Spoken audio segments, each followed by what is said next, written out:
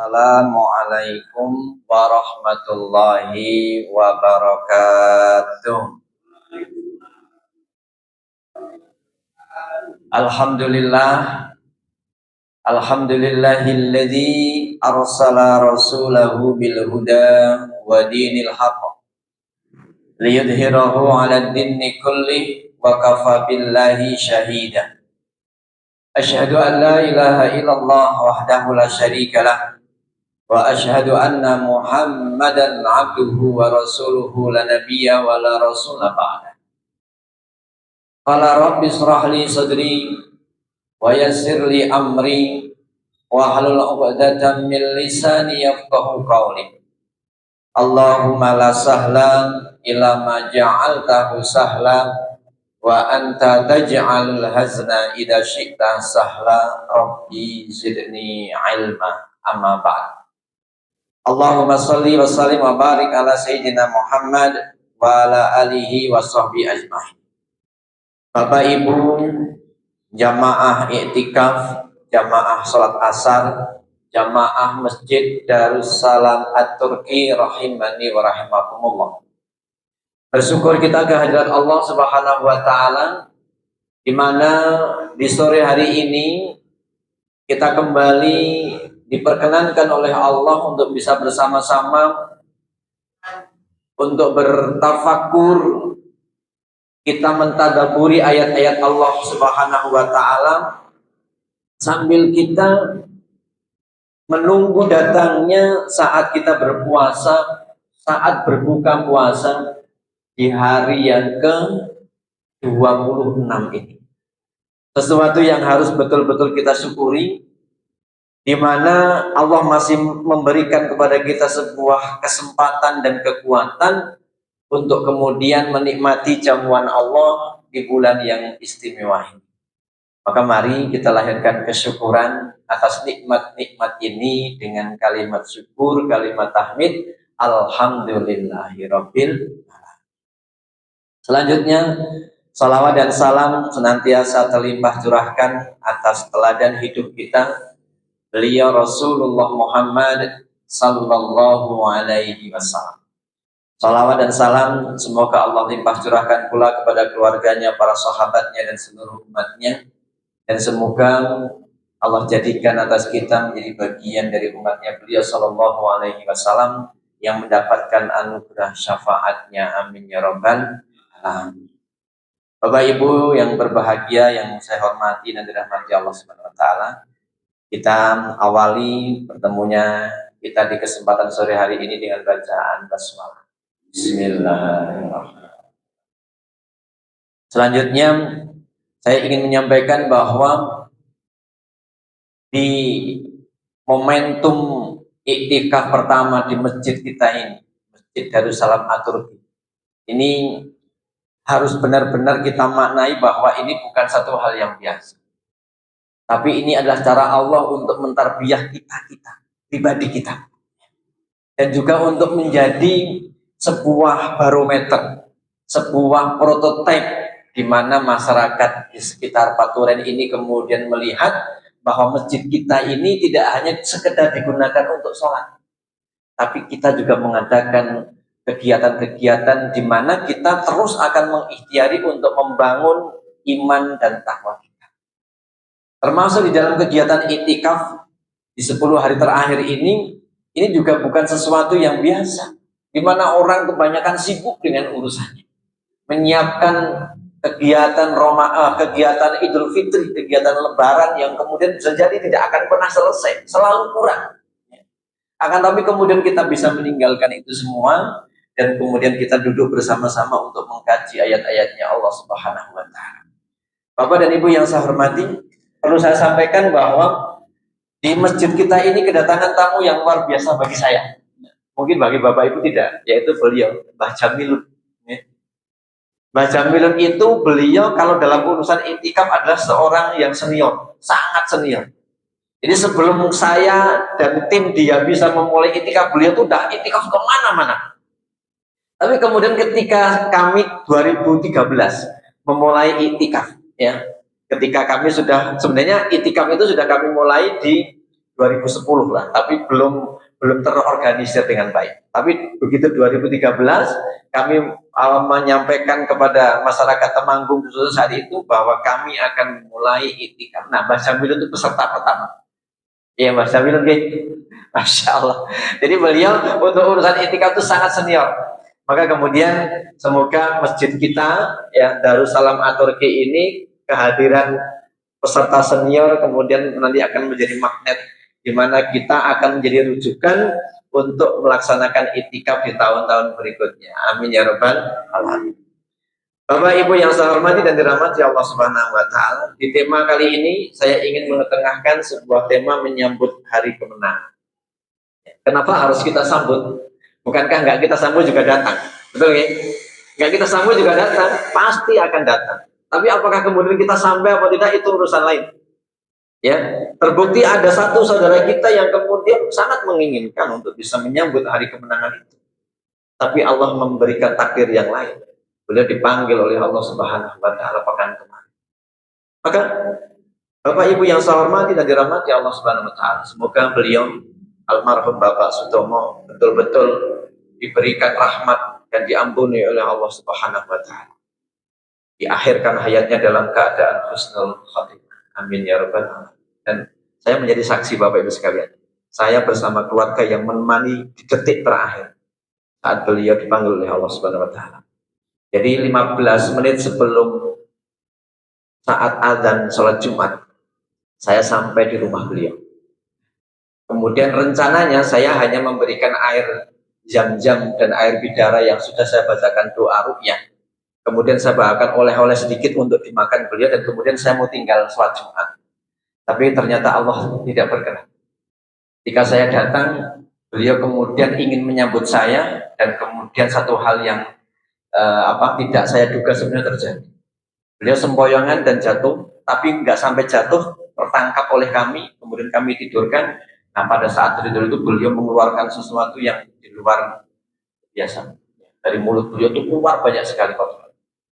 Nah, kemudian setelah saat itu beliau mulai anfal. Saat itu kemudian kami talqin terus dan alhamdulillah sampai detik terakhir beliau mengikuti. Ya, lafaz Allah bisa mengikuti, bahkan lafaz istighfar beliau masih bisa mengikuti. Bahkan kemudian ketika keluarganya sudah mulai agak kehilangan harapan, kemudian saya bimbing beliau untuk mengatakan la haula wala quwwata illa billah. Masih bisa mengikuti, Masya Allah. Sampai akhirnya kemudian saya meminta kepada keluarganya untuk melanjutkan talqin dan kemudian saya menyelesaikan amanah saya, karena sebelumnya ada amanah yang kemudian saya harus tunaikan terhadap Pak Dom. Maka kemudian saya melakukan ruqyah dan alhamdulillah mungkin 2 atau 3 menit terakhir ya, apa yang kemudian menjadi amanah beliau saya tunaikan. Alhamdulillah berdasarkan apa yang saya lihat beliau wafat dalam keadaan baik. Lisannya terbasahi oleh kalimat-kalimat lafaz Allah Subhanahu. Bapak dan Ibu yang saya hormati dan dirahmati Allah Subhanahu wa taala. Saya marry, betul, secara pribadi jujur saya marry ya. Beliau dengan kondisi yang seperti itu, dengan meninggalkan sesuatu yang kemudian logika saya nggak masuk sebenarnya. Tapi ternyata ketulusan hatinya, kesungguhan di dalam kemudian mendakwahkan, menyampaikan apa yang kemudian beliau punya, ternyata semuanya menjadi terkesampingkan. Beliau kemudian dijemput oleh Allah dengan sambutan mesra, sambutan luar biasa. Bapak dan Ibu yang saya hormati dan dirahmati Allah Subhanahu wa taala, maka kita semua tentu sangat berharap dengan segala keterbatasan kita bisa dijemput oleh Allah, dipanggil oleh Allah dalam keadaan terbaik, dalam keadaan husnul. Dan ternyata salah satu resep beliau bisa mendapatkan sebuah kenikmatan seperti itu ketika beliau ketemu dengan orang alim, orang soleh yang diminta oleh beliau hanya doa. Doakan Ustaz agar saya husnul. Doakan Ustaz agar saya husnul. Terus seperti itu. Dan kemudian beliau tidak pernah bosan untuk terus berbenah, untuk terus memperbaiki. Nah, maka Bapak dan Ibu yang saya hormati, mari kita terus meminta kepada Allah agar kemudian kita diwafatkan oleh Allah dalam keadaan husnul khatimah. Selanjutnya, kembali kepada tema bahasan di kesempatan sore hari ini, bahwa kemenangan atau hari kemenangan yang kemudian banyak disampaikan oleh orang itu sebenarnya adalah sebuah hal yang kemudian tidak tidak selalu akan bisa didapati, dinikmati oleh semua orang yang mengaku Islam. Bahkan tidak semua orang yang mengaku iman.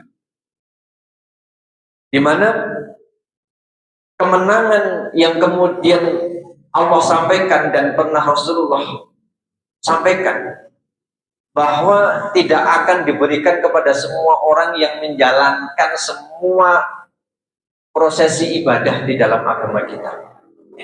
Karena hari kemenangan ini adalah hari di mana seseorang itu mendapatkan sesuatu yang luar biasa. Kalau orang kemudian menang, kira-kira kondisinya menjadi lebih baik atau sama saja atau justru malah menjadi tidak baik. Kira-kira bagaimana? Orang yang menang kondisinya tentu akan menjadi lebih baik, betul kan? Yang tadinya biasa saja menjadi luar biasa. Maka orang yang kemudian mendapatkan kemenangan pasti mengalami sebuah perubahan. Nah, dan ini tidak akan diberikan kepada semua orang. Maka harapannya di momentum akhir di bulan Ramadan ini kita mendapatkan apa yang Allah janjikan, kita mendapatkan sesuatu yang pernah Rasulullah sampaikan bahwa di bulan Syawal pertama betul-betul hari itu adalah hari kemenangan. Hari di mana kita dibebaskan oleh Allah dari belenggu azab neraka. Hari di mana kita sebagaimana seorang bayi dilahirkan kembali oleh ibunya. Ya.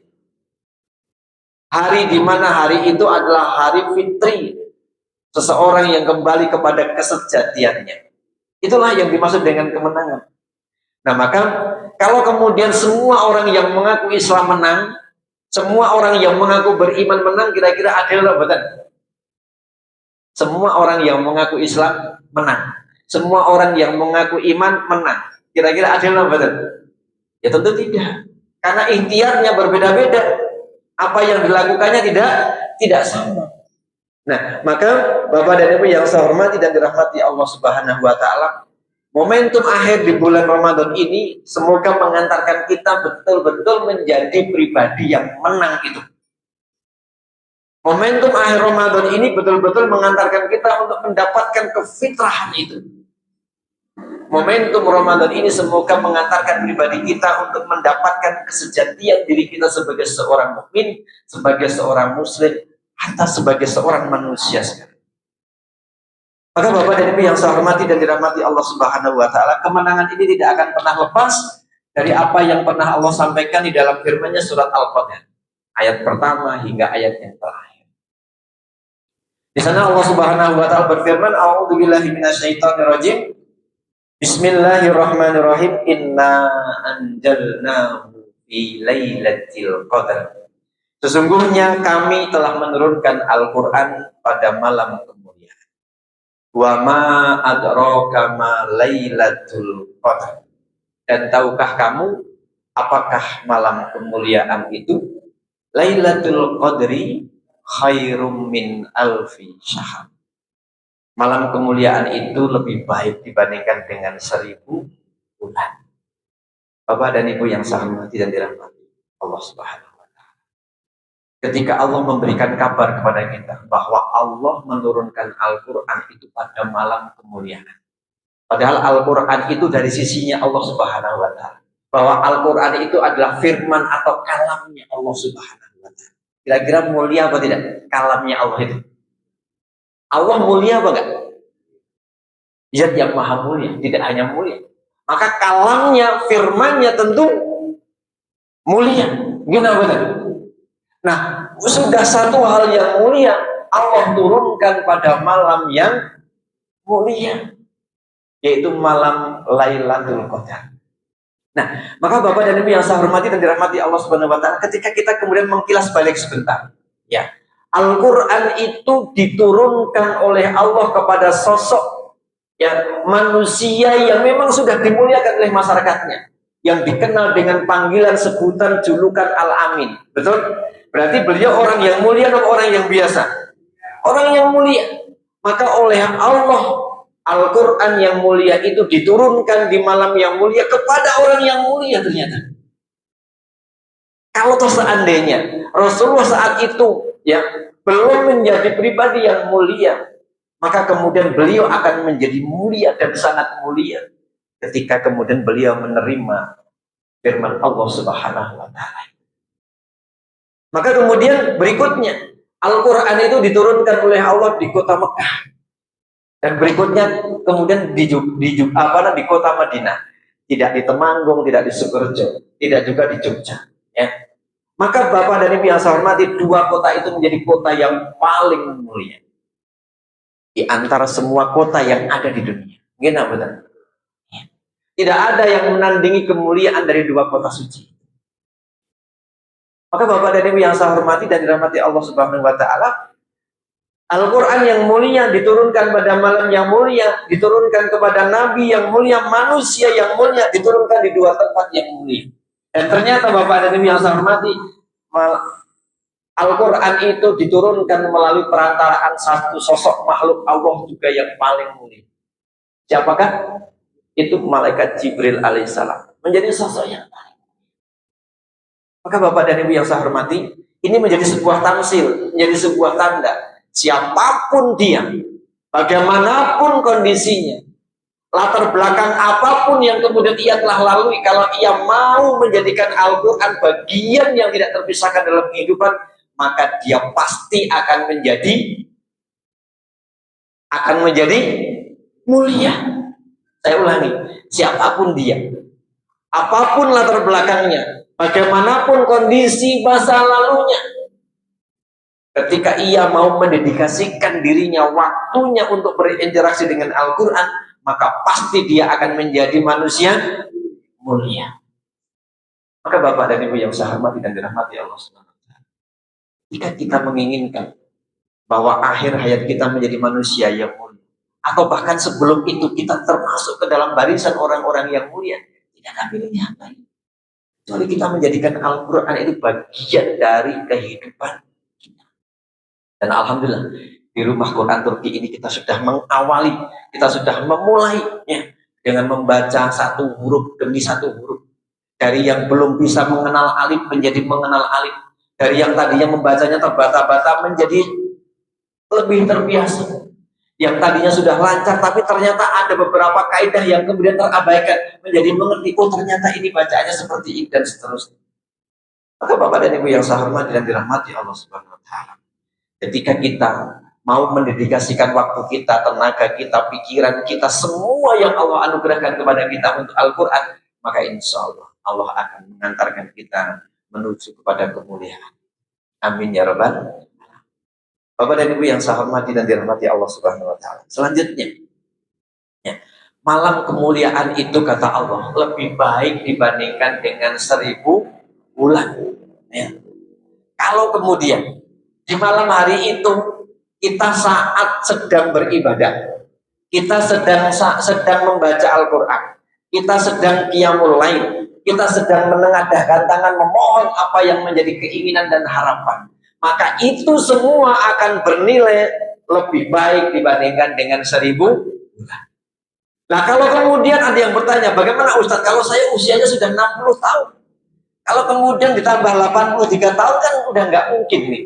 Terus nanti sisanya untuk siapa? Kira-kira untuk siapa sisanya? Sisa yang 83 tahun. Misalkan usia saya sekarang 50 tahun. Kemudian Allah takdirkan usia saya hanya 63 tahun. Sebagaimana usia Rasulullah. Berarti kan masih 13 tahun nih.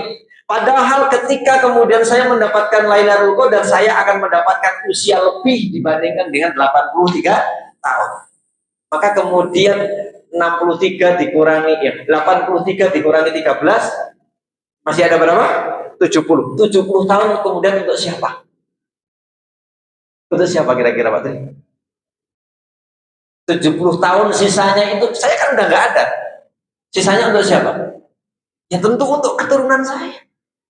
Tentu untuk generasi berikutnya saya. Maka ini yang kemudian ingin saya sampaikan, jangan kemudian panjenengan berkecil hati. Saya udah tua, untuk apa saya hidup lagi 183 tahun lagi? Ya. Untuk apa saya kemudian hidup 1000 bulan lagi? Untuk siapa? Ya untuk anak keturunan. Tidakkah panjenengan menginginkan bahwa generasi berikutnya adalah akan lahir orang-orang hebat, ya, orang-orang bermanfaat, orang-orang mulia, orang-orang yang kemudian menjadi rujukan banyak orang. Maka Bapak dan Ibu yang saya hormati dan dirahmati Allah Subhanahu wa taala, jangan pernah kemudian kita hanya memikirkan diri kita sendiri. Mari kita pikirkan keluarga kita, generasi berikutnya kita. Kita pikirkan tetangga kita, kiri kanan kita, sahabat kita, saudara kita. Ya. Maka ketika malam hari itu kita sedang berdoa, maka doa kita itu seolah-olah kita memanjatkannya selama lebih baik dibandingkan dengan 1000 bulan. Kalau kemudian doa itu kita panjatkan selama itu, ya, lebih banyak, lebih baik dibandingkan dengan 1000 bulan, kemungkinan dikabulkannya besar apa kecil? Besar apa kecil? Sangat besar. Jadi peluang untuk dikabulkannya doa kita pada malam itu sangatlah besar. Minimal jauh lebih besar dibandingkan dengan malam-malam yang lain. Gitu, betul. Nah, maka Bapak dan Ibu yang saya hormati, saya ingin mengajak kepada pribadi dan kepada Bapak Ibu sekalian, ayo, masih ada malam ganjil berapa?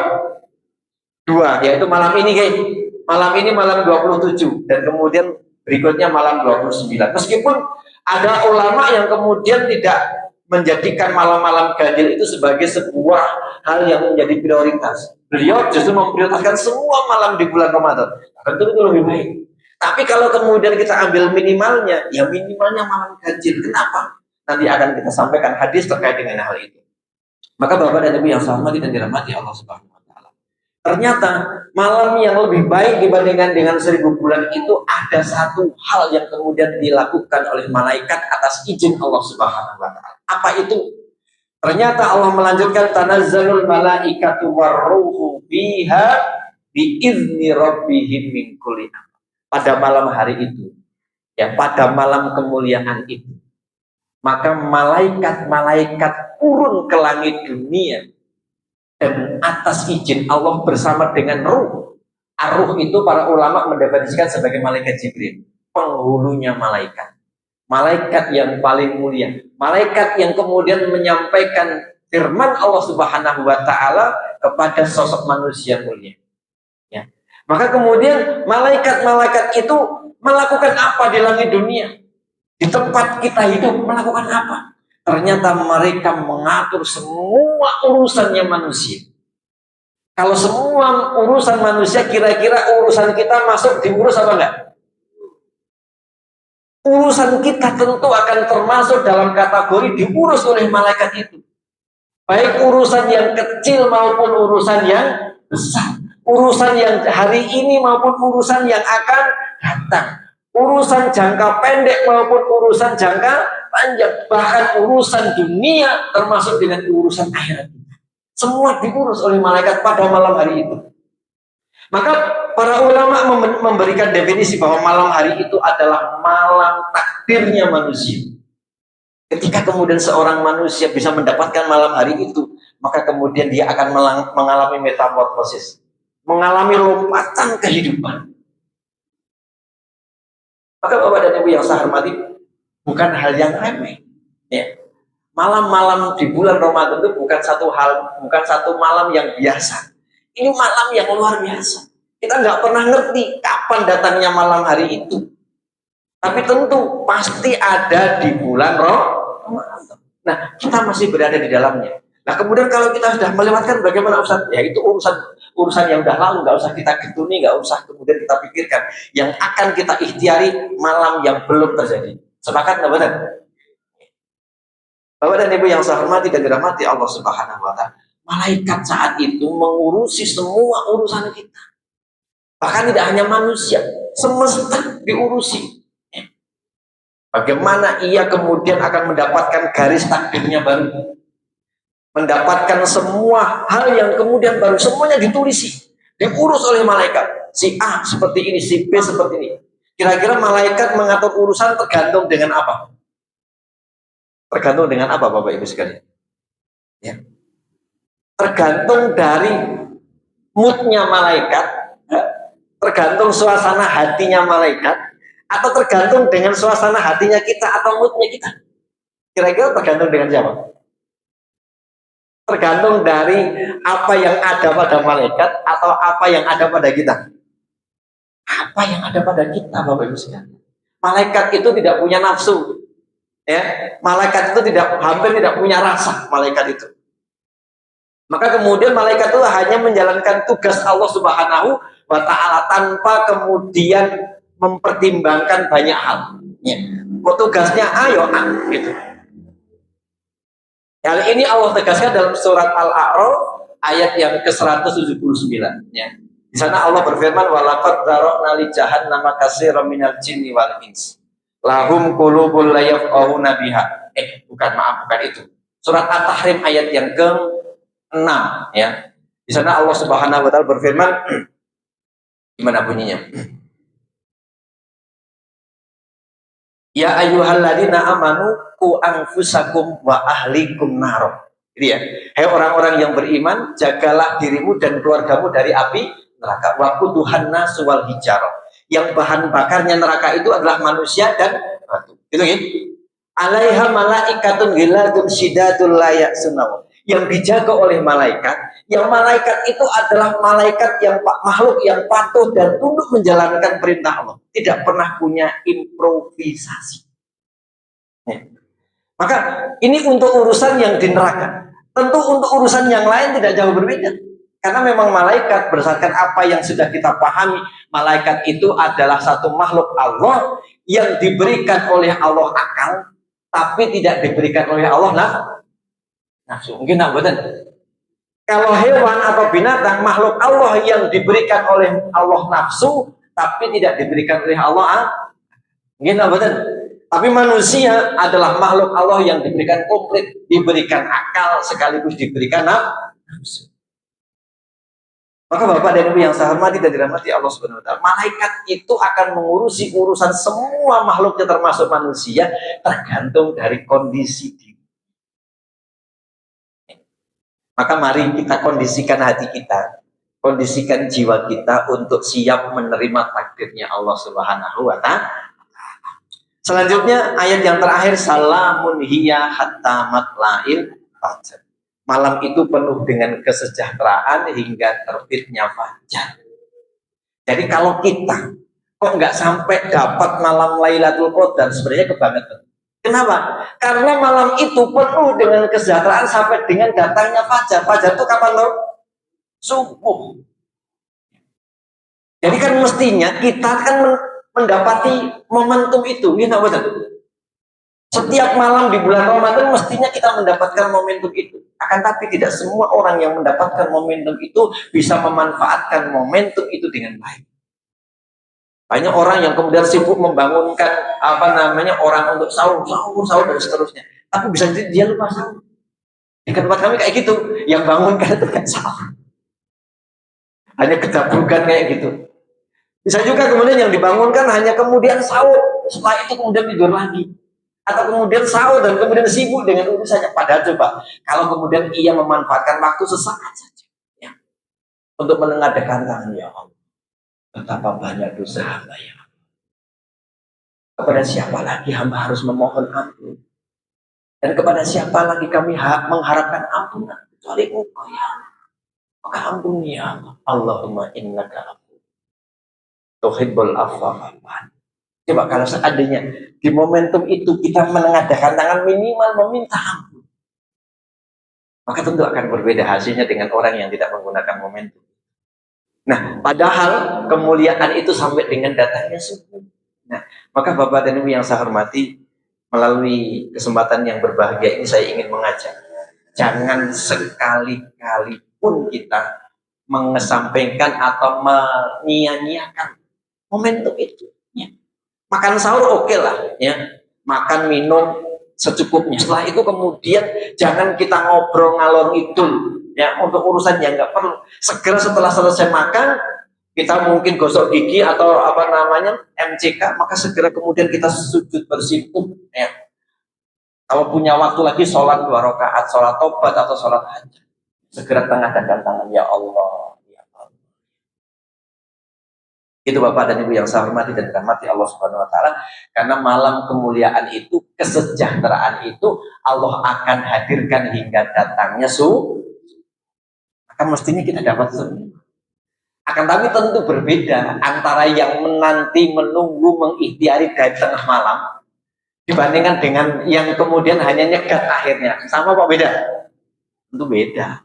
Kalau yang dari awal malam Lailatul Qadar itu misalkan katakanlah tengah malam atau sepertiga malam terakhir katakanlah minimalnya, tentu dia katakanlah dapat 10, maka yang nunggu di akhir ya dapatnya nggak 10, gitu betul? Beda lah. Gitu. Baik Bapak dan Ibu yang saya hormati dan dirahmati Allah Subhanahu wa taala. Nah, dari Aisyah radhiyallahu anha, Rasulullah pernah bersabda, "Tahara Lailatul Qadar fil witri." Rasulullah pernah bersabda, carilah Lailatul Qadar itu atau malam Lailatul Qadar itu fil witri, pada malam ganjil. Minal ashri al awahiri min Ramadan. Malam ganjil di 10 terakhir di bulan Ramadan. Jadi malam kemuliaan itu yang Allah sampaikan di dalam surat Al-Qadar itu ternyata mengerucut ini, ya. Adanya ternyata di malam ganjil di 10 hari terakhir. Maka 10 hari terakhir di bulan Ramadan itu malam ganjilnya ada berapa? 21, 23, 25. Ini sudah lewat ya. Sudah tidak bisa kita perbaiki. Ya. Kemudian masih ada 27 dan 29. Berarti masih ada 2 malam lagi ya. Kita masih punya peluang. Tapi kemudian gimana? Ustaz, kalau seandainya malam Lailatul Qadar itu sudah Allah turunkan di malam 21, berarti belum rezekinya kita. Kalau sudah Allah turunkan di malam 23, berarti belum rezekinya kita, gitu ya. Kalau sudah diturunkan di malam 25, ya itu sudah tidak bisa kita kejar lagi, ya. Sudah, itu sudah berakhir. Semoga Allah mampukan kita untuk mengejar di tahun depan. Amin ya rabbal alamin. Tapi jangan kemudian pesimis, ya. Masih ada peluang. Kita juga nggak bakalan ngerti, nggak bisa memastikan. Oh, sudah turun di malam 21, tanda-tandanya seperti ini, ada di malam 21, ya udahlah, nggak apa-apa. Tapi kita bisa berhusnuzon kepada Allah, biarkanlah, siapa tahu malam Lailatul Qadar oleh Allah turunkan tiap malam, ya. Malam 21 turun, malam 23 turun, malam 27 turun, bisa apa enggak? Bisa lah kalau Allah berkehendak, ya betul. Kita kedepankan husnuzon kepada Allah Subhanahu wa taala. Maka Bapak dan Ibu yang saya hormati dan dirahmati Allah Subhanahu wa taala, kita lanjutkan bahwa kita masih punya malam ganjil itu malam nanti dan malam 29. Sepakat ya? Oke. Selanjutnya Bapak dan Ibu yang saya hormati. Nih. Dari Ubay bin Ka'ab, Ubay bin Ka'ab radhiyallahu an. Qala Ubay fil Lailatul Qadri. Ubay berkata mengenai malam Lailatul Qadar. Wallahi, kata Ubay. Wallahi, demi Allah, ya. Inilah a'lamuha, aku sungguh sangat mengetahui malam itu.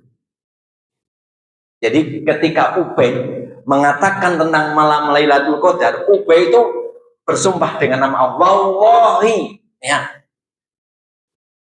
Inilah a'lamuha, aku betul-betul mengetahui tentang malam Lailatul Qadar itu. Maka Bapak dan Ibu yang saya hormati dan dirahmati Allah Subhanahu wa taala, beliau kemudian melanjutkan, ya Lailatul lati amarona Rasulullah sallallahu alaihi wasallam biqiyamiha. Malam itu Rasulullah sallallahu alaihi wasallam pernah memerintahkan kepada kami untuk menghidupkan di malam itu. Jadi Ubay bin Ka'ab masih sangat ingat kapan Rasulullah memerintahkan kepada Ubay dan kepada sahabat yang lain untuk menghidupkan malam Lailatul Qadar itu. Dan Ubay kemudian melanjutkan, ya Lailatul sab'in wa ishrin. Malam itu aku ingat betul bahwa malam itu adalah malam ke-20. Udah kelewatan apa belum? Belum, alhamdulillah, nanti malam Bapak Ibu sekalian. Maka Bapak dan Ibu yang saya hormati, ketika panjenengan mendapatkan nikmat Allah, bisa qiyamul lail di tanah suci, bisa itikaf atau bisa menjalankan ibadah umrah di tanah suci, malam 27 adalah malam yang berbeda dengan malam-malam yang lainnya. Meskipun malamnya sama, malam ganjil, tapi malam 27 adalah malam yang paling ramai. Ketika kami di sana, Bapak Ibu sekalian, orang yang kemudian ikut iktikaf di Masjidil Haram itu jumlahnya 2,7 juta. Ya. Padahal jumlah jamaah haji itu hanya 1,8 juta. Lebih banyak dibandingkan dengan jamaah haji. Orang yang kemudian berharap untuk bisa mendapatkan Lailatul Qadar itu di malam 27. Dan masyarakat Arab sana hampir semua punya keyakinan bahwa malam Lailatul Qadar itu ada di malam 27. Meskipun mereka tidak mengesampingkan malam-malam yang lainnya, tapi ketika malam 27 mereka tidak mau meninggalkan momentum. Kenapa? Malam Lailatul Qadar itu malam 1000 bulan, betul? Ketika itikaf di Masjidil Haram, berapa kelipatannya? Berapa kelipatannya? 100.000. Maka ketika kemudian mereka tahu hitung-hitungan itu, mereka tidak akan pernah meninggalkan momentum itu. Momentum luar biasa di tempat yang luar biasa. Meskipun mereka tidak selalu kebagian di pelataran Masjidil Haram. Bayangkan waktu tahun kemarin itu jamaah itikaf itu sampai radius 3 km dari Masjidil Haram, Bapak Ibu sekalian. Jadi mereka tidak berada di Masjidil Haram. Bisa jadi mereka berada di depan rumah-rumahnya mereka, di depan toko-tokonya mereka, di pinggir-pinggir jalan yang biasa mereka lalui, karena nggak bisa masuk ke Masjidil Haram. 2,7 juta orang yang kemudian ingin masuk ke Masjidil Haram. Maka Bapak dan Ibu yang saya hormati dan dirahmati Allah Subhanahu wa Ta'ala, ternyata masih ada kesempatan bagi kita. Peluangnya sangat besar. Karena Ubay bin Ka'ab bersumpah atas nama Allah, wallahi, bahwa aku pernah mendapatkan perintah dari Rasulullah. Kami, tidak hanya Ubay saat itu, bahwa Rasulullah memerintahkan kepada kami untuk menghidupkan malam itu. Dan ternyata malam itu adalah malam ke-27. Bapak dan Ibu yang saya hormati dan dirahmati Allah Subhanahu wa Ta'ala, ini sekedar intermezzo. Ya, Bapak Ibu bisa lihat, oh kok miring gambarnya nggak kelihatan, sebentar, tak gesernya.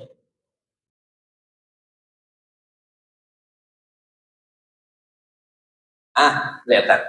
Ini sekedar intermezzo, benar apa tidak, wallahu alam. Tetapi berdasarkan kemudian apa yang saya pahami, meskipun tidak benar, tapi ini akan semakin mengantarkan kita kepada sebuah keyakinan bagaimana agar kemudian apa yang Allah berikan kepada kita berupa ayat-ayat yang mulia dari ayat-ayat Al-Quran adalah sesuatu yang luar biasa.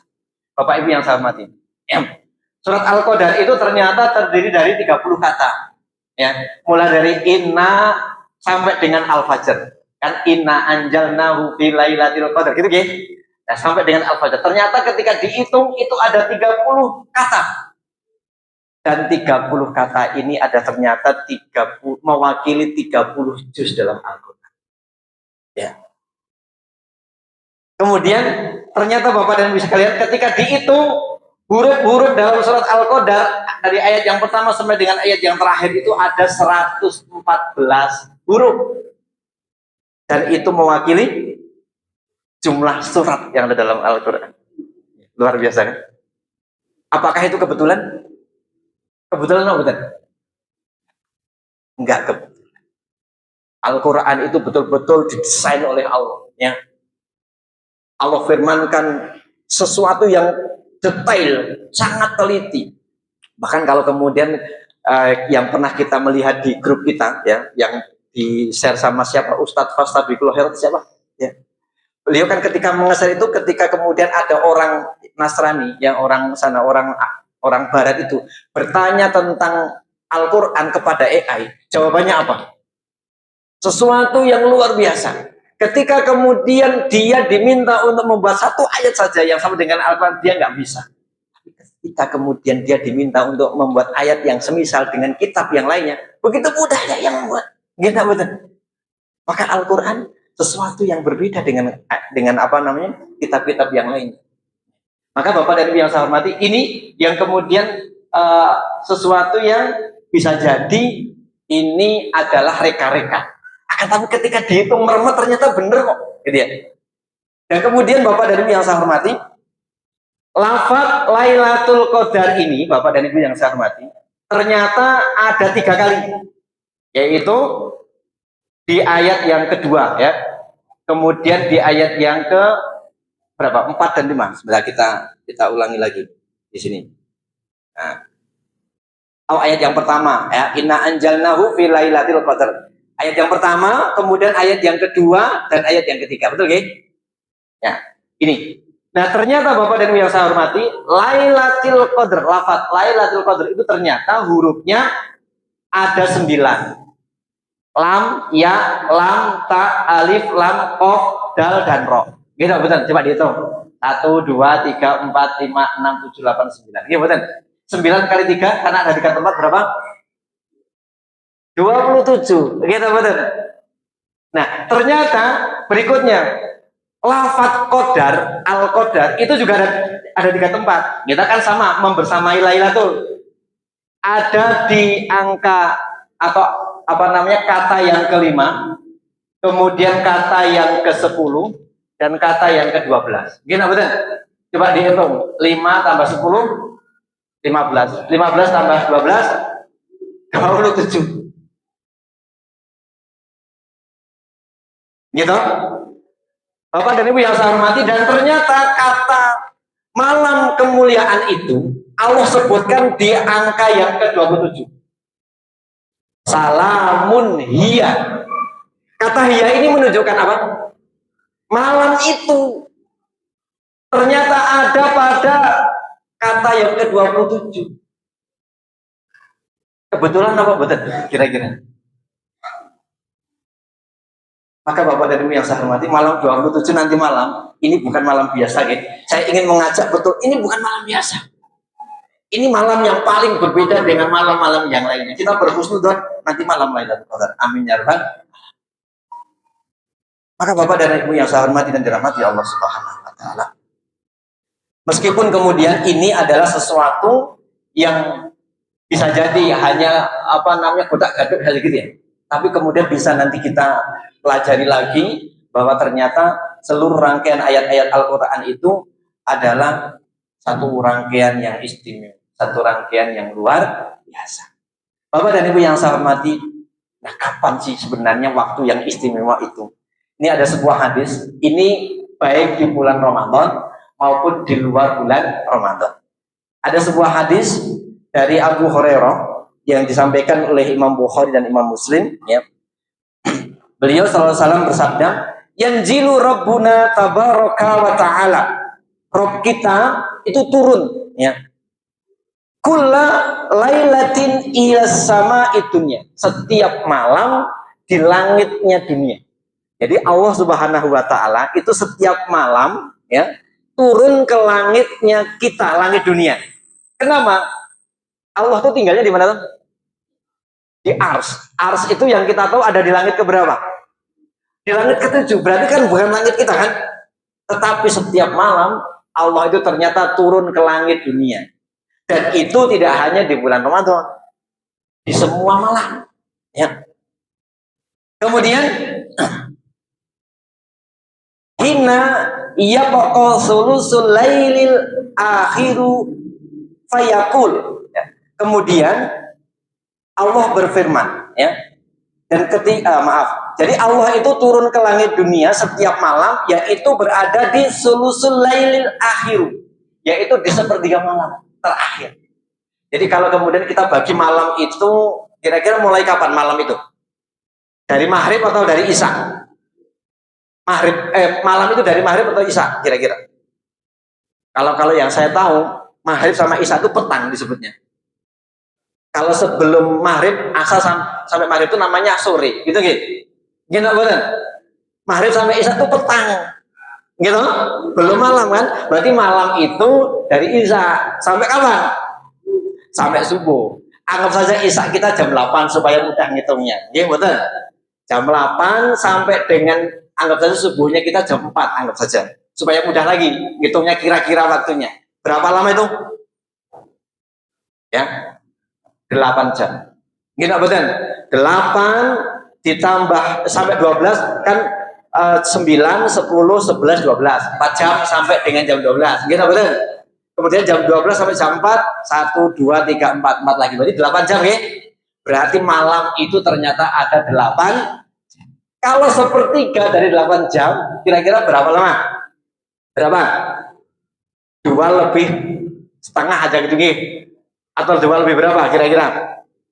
277, oke. Kalau kemudian anggaplah 2,5 aja lah ya, berarti 2,5 jam sebelum datangnya subuh, itulah sepertiga malam.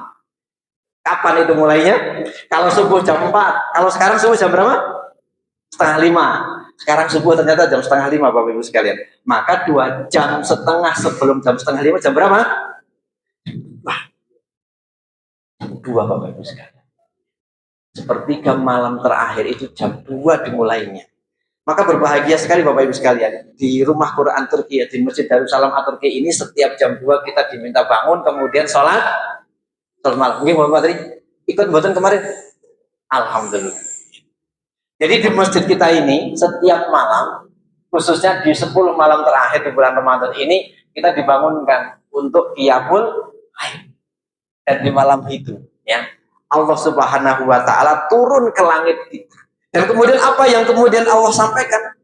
Ternyata Allah kemudian berfirman, fayaqul man yad'uni, barang siapa yang kemudian berdoa kepadaku, fa astajibalahu, maka pasti akan aku kabulkan. Jadi tugasnya Allah turun ke langit dunia itu, ketika kemudian Allah tuh melihat ada hamba yang berdoa, maka tugasnya Allah apa? Mengabulkan. Ya. Man yad'uni falyastajibulah. Barang siapa yang berdoa pada sepertiga malam itu, maka Allah akan mengabulkan. Kemudian man yas'alni fa'atiyahu.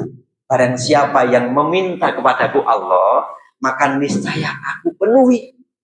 Jadi ketika seseorang itu meminta, kira-kira minta apa? Boleh nggak minta yang lain-lain selain kemudian kebahagiaan dunia dan kebahagiaan akhirat? Boleh nggak? Misalkan, ya Allah pengen umrah ya Allah. Ya Allah pengen anak soleh ya Allah. Ya Allah pengen punya ini ya Allah. Boleh apa enggak? Boleh. Nah, ketika kemudian itu dilakukan pada sepertiga malam terakhir itu, Allah berjanji akan mewujudkan. Allah akan mengabulkan. Allah akan memenuhi permintaan kita itu. Dan yang berikutnya, wa man yastaghfiruni fa'aghfirlah. Barang siapa yang memohon ampun kepadaku, maka aku akan Nah, kira-kira ini terjadi di malam-malam, setiap malam. Apakah itu Ramadan maupun selain Ramadan. Nah, nanti malam Bapak Ibu sekalian, ini kita ada di bulan Ramadan, ya betul? Dan malam nanti adalah malam ganjil, ya betul? Malam nanti adalah malam yang ke-27, ya betul? Malam nanti adalah malam yang istimewa. Allah Subhanahu wa Ta'ala turun di waktu yang luar biasa. Dan kemudian kalau ini dilakukan, yang sekarang nanti malam juga orang-orang di sana di Masjidil Haram melakukan. Kira-kira dasarnya melebihi yang di sini atau sama? Sama apa beda? Kira-kira kalau kita melakukan yang di sini aja dasar luar biasa. Nah, kalau kemudian melakukannya di sana, Bapak Ibu sekalian, di Masjidil Haram yang kelipatannya 100.000 kali, atau melakukannya di Masjid Nabawi yang kelipatannya 1.000 kali, lebih luar biasa. Maka kalau kemudian ada di antara kita yang belum punya niat sampai ke sana, kita aneh deh. Aneh apa betul? Aneh.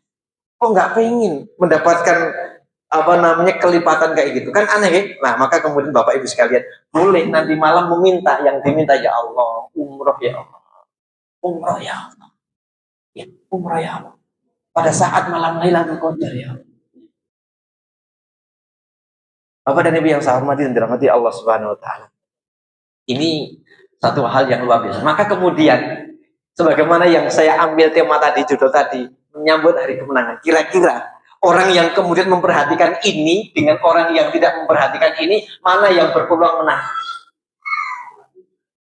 Mana yang berpeluang menang? Tentu orang yang memperhatikan hal inilah. Semoga kita termasuk. Ya. Kalau orang yang kemudian sibuk dengan urusan-urusan yang lainnya, maka bagaimana mungkin dia akan menang? Meskipun hak prerogatif Allah untuk menentukan yang menang dan yang kalah, gitu betul? kuasa Allah. Allah mah bisa saja berkehendak. Wong orang yang sudah mati dinyatakan mati kemudian hidup lagi aja ada kok dan bisa kok. Mungkin apa betul? Kalau bagi Allah suka-suka terserah Allah. Karena Allah ketika berkehendak tinggal mengatakan kun. Kemudian semuanya menjadi fayakun. Nah, maka Bapak dan Ibu yang saya hormati, itulah apa namanya kejadian yang luar biasa. Tetapi hukum kausalitas, Allah pernah bersabda di dalam surat Al-Ankabut ayat yang ke-69, ya. Di mana di sana Allah berfirman, Masya Allah lupa ayatnya. Fa innal jahadu, Masya Allah. Surat Al-Ankabut ayat yang ke-69. Coba Pak Dokter, bunyinya bagaimana? Ya, ayat 69, ayat terakhir surat Al-Ankabut.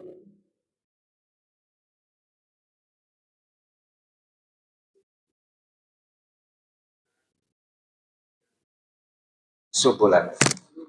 Ya, terus lamaan muhsin. Nah, ayat yang 69 surat Al-Ankabut ini menegaskan alladzina jahadu. Barang siapa yang bersungguh-sungguh. Bersungguh-sungguh apa ya? Semua aja, pokoknya bersungguh-sungguh.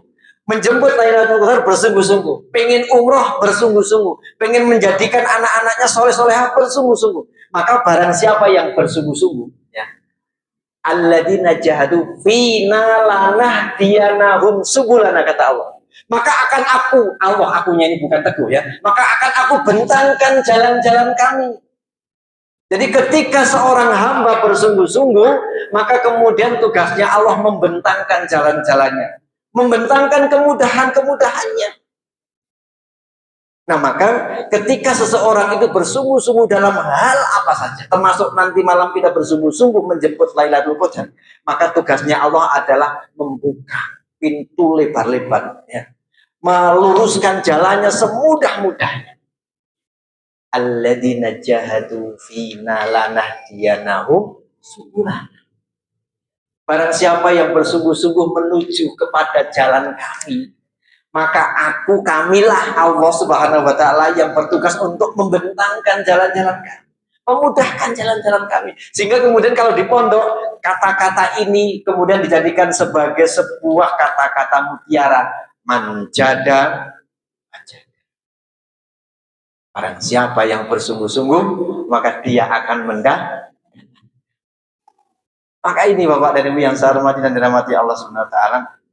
Jadi ketika kita memiliki sebuah prasangka baik kepada Allah, Allah itu akan berprasangka baik kepada kita. Ketika Allah bersungguh-sungguh ketika kita bersungguh-sungguh menuju Allah, maka Allah juga akan bersungguh-sungguh menuju kita. Dalam sebuah hadis qudsi dikatakan, ketika seorang hambaku berjalan menujuku, maka aku akan berlari menujunya. Ketika seorang hamba berlari menujuku, maka aku akan lebih cepat menujunya. Ketika hambaku menujuku sehasta, sejengkal, maka kemudian aku akan menghampirinya sehasta, dan seterusnya. Jadi Bapak dan Ibu yang saya hormati, ketika Allah itu menyambut diri kita, itu jauh lebih baik dibandingkan dengan ibu kita menyambut diri kita. Ingat Bapak Ibu sekalian, ketika kita dulu waktu kecil, ketika kemudian kita sedang belajar berjalan, tertatih-tatih gini, kemudian jatuh gini ya Bapak Ibu sekalian, maka bagaimana respon ibu kita?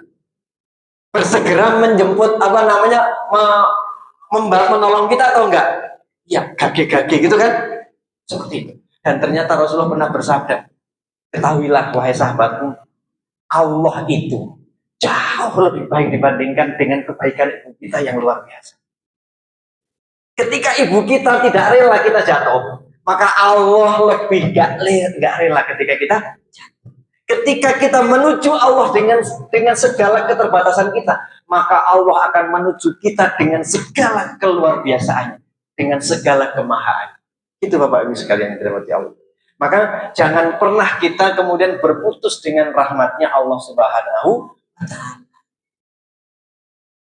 Bapak dan Ibu yang saya hormati, berikutnya ya. Sebuah hadis lagi di dalam kitab Bukhari, beliau SAW pernah bersabda, man qama lailatul qadri imanan wahtisaban ghufira lahu ma taqaddama min dhanbi. Barang siapa yang menghidupkan malam Lailatul Qadar dengan ibadah karena iman dan mengharapkan pahala dari Allah, maka Allah akan mengampuni dosa-dosanya yang telah lalu. Kira-kira kalau menurut Bapak Ibu sekalian, kita ini banyak dosanya atau banyak pahalanya? Kata aku nih Mbak Jun, kata dosanya apa kata pahalanya, kata ganjarannya? Kalau Pak Ketua, banyak pahalanya atau banyak dosanya? Tentu ketika kita mau jujur, ya, mengkilas balik perjalanan hidup kita dari kita balik sampai dengan hari ini, ya Allah, betapa banyak dosa kita. Dosa mata saja, naudzubillah, banyak sekali. Dosa telinga, dosa mulut kita, yang lunyu ini, ya, licin, nggak kerasa kalau kemudian menyinggung perasaan orang lain, nggak kerasa kalau kemudian kita menggibahi orang lain. Kerasa nopo pas gibah nih, licin. Kemudian tangan kita ini yang mungkin tidak sengaja melukai orang lain, maka itu banyak kemungkinan kita mendapatkan dosa. Maka tentu sebagai orang yang kemudian beriman kepada Allah, kita itu akan sadar bahwa diri kita itu banyak yang tidak menjalankan perintah Allah, banyak yang waktu kita itu tidak menjauhi larangan Allah, yang diperintahkan tidak kita lakukan, yang dilarang malah kita kerjakan. Kan kayak gitu biasanya. Gitu betul. Itulah kita. Maka kita harus sadar bahwa kita itu banyak dosa. Maka ketika kita sadar dengan banyaknya dosa, ya, maka ketika kita mau menuju Allah, menyadari akan dosa dan kesalahan kita, maka Allah akan datang kepada kita dengan sepenuh ampunannya. Ketika kita membawa dosa sebesar gunung, maka Allah akan mendatangi kita dengan ampunan lebih besar dibandingkan dengan gunung. Bahkan ketika kita datang kepada Allah dengan dosa seluas samudra, maka Allah akan datang menuju kita dengan ampunannya melebihi